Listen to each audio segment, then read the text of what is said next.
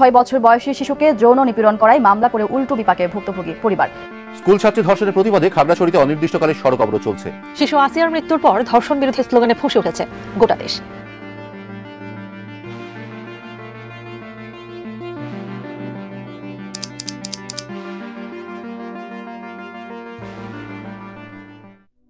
বাংলাদেশের অন্ধকার বাস্তবতা আজ আমরা সকলের চোখে চোখে দেখাবো। এক ভয়ঙ্কর সত্য যা আমরা কখনো অস্বীকার করতে পারি না। এই দেশের প্রায় 80% শিশু জীবনের কোনো না কোনো সময়ে যৌন হয়রানির শিকার হয়েছে। ভাবুন, প্রতি 10 জন শিশুর মধ্যে 8 জনের শৈশব কেটে যাচ্ছে ভয় ও শোষণের ছায়ায়। সবচেয়ে হৃদয় বিদারক হলো বেশিরভাগ ঘটনায় জড়িত থাকে সেই মানুষরা যাদের উপর শিশুর আস্থা থাকে, স্বজন, প্রতিবেশী, শিক্ষক বা পরিচিত কেউ। আর এই ভয়ঙ্কর অভিজ্ঞতা শিশুর মুখে প্রকাশ পায় না। 70%-এরও বেশি ঘটনা কখনো মুখ খোলে না, থেকে যায় আড়ালে, কারণ শিশুরা ভয়ে চুপ থাকে এবং পরিবারের লজ্জার কারণে মুখ বন্ধ রাখে। এই ভিডিওতে আমরা জানব কেন বাংলাদেশের শিশু যৌন হয়রানিতে এত বেশি, এর ভয়াবহ প্রভাব শিশুর মানসিক ও শারীরিক জীবনে কতটুকু, চুপ থাকা সংস্কৃতির পেছনের কারণ এবং আমরা কিভাবে এই অন্ধকার থেকে শিশুদের রক্ষা করতে পারি। এই গল্পগুলো আমাদের সবাইকে সতর্ক করে। আজকের ভিডিও শেষ করার পর আপনি বুঝতে পারবেন আপনার সচেতনতা শুধু একটি শিশুর জীবন রক্ষা করতে পারে। তাদের শৈশব নিরাপদ থাকুক। আজকের ভিডিও দেখুন শেষ পর্যন্ত এবং সচেতন থাকুন। শিশুরা সবচেয়ে বেশি বিপন্ন হয় যখন পরিবার বা সমাজ চুপ থাকে। লজ্জা, সামাজিক চাপ, ভবিষ্যতের ভয়, এই 3টি কারণে শিশুরা মুখ খুলতে পারে না। তারা চুপ থাকে আর অপরাধীরা আরও শক্তিশালী হয়। অনেক শিশু নিজের বাবা মাকেও বিশ্বাস করতে পারে না। তারা ভয়ে নীরব থাকে এবং এই নীরবতার মধ্যে অপরাধী অব্যাহতভাবে তাদের উপর অতর্কিত ও অমানবিক আচরণ চালিয়ে যায়। চুপ থাকা মানে প্রতিদিন শিশুর শৈশবকে আরও অন্ধকারে ঢেকে দেওয়া। ভাবতে পারেন অপরাধীরা অচেনা মানুষ, কিন্তু বাস্তবতা ভিন্ন। বেশিরভাগ ক্ষেত্রেই শিশুদের নির্যাতন ঘটায় চেনা জানা মানুষ, স্বজন, প্রতিবেশী, শিক্ষক, টিউটর কিংবা নিকটতম কোনো আত্মীয়, যাদের আমরা সবচেয়ে বেশি বিশ্বাস করি। তারা অনেক সময় শিশুর ভেতরে ভয় আর নির্ভরশীলতার সুযোগ নিয়ে অপরাধ করে। এই কারণে শিশুরা আরও ভয়ে গুটিয়ে যায়। আর তারা জানে যদি কাউকে বলে হুমকি দেওয়া হবে বা পরিবারের কাছ থেকে দোষারোপ আসবে।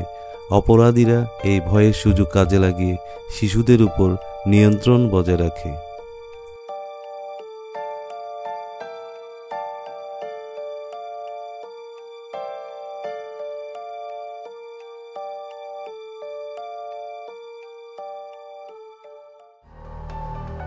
শিশুদের উপর যৌন হয়রানি শুধু শারীরিক নয়, মানসিকভাবেও তাদের সম্পূর্ণ ভেঙে দেয়। তারা আত্মবিশ্বাস হারায়, পড়াশোনায় মন বসে না, বন্ধুদের সঙ্গে খেলার আগ্রহ কমে যায়।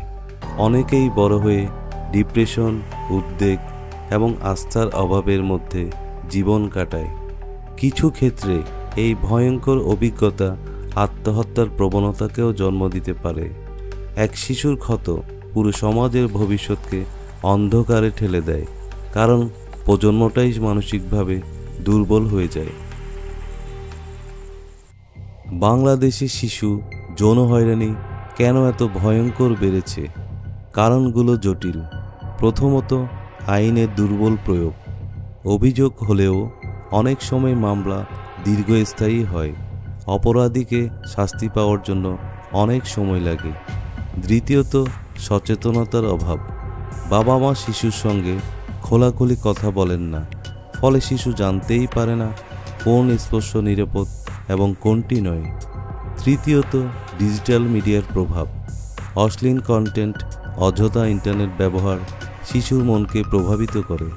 সবচেয়ে বড় কারণ ভুক্তভোগীদের দোষী মনে করার সমাজের প্রবণতা।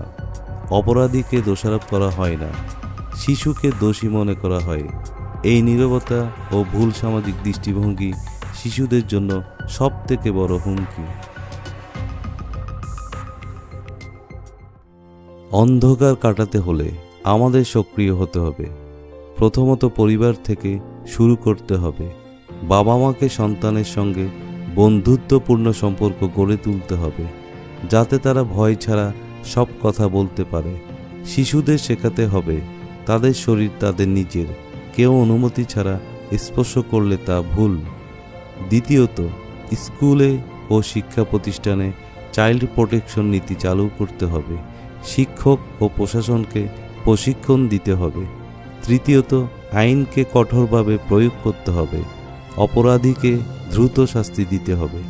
চতুর্থত সমাজ সচেতন হতে হবে, লজ্জা ভেঙে সত্য সামনে আনতে হবে। নীরবতাকে ভেঙেই আমরা শিশুর জীবন বাঁচাতে পারি। বন্ধুরা, শিশু যৌন হয়রানি কোনো ব্যক্তিগত সমস্যা নয়, এটি জাতির জন্য ভয়ঙ্কর হুমকি। আমাদের দায়িত্ব শিশুদের হাসি নিরাপদ রাখা। যদি তারা ভয়ের মধ্যে বড় হয়, দেশের ভবিষ্যৎ অন্ধকার হয়ে যাবে।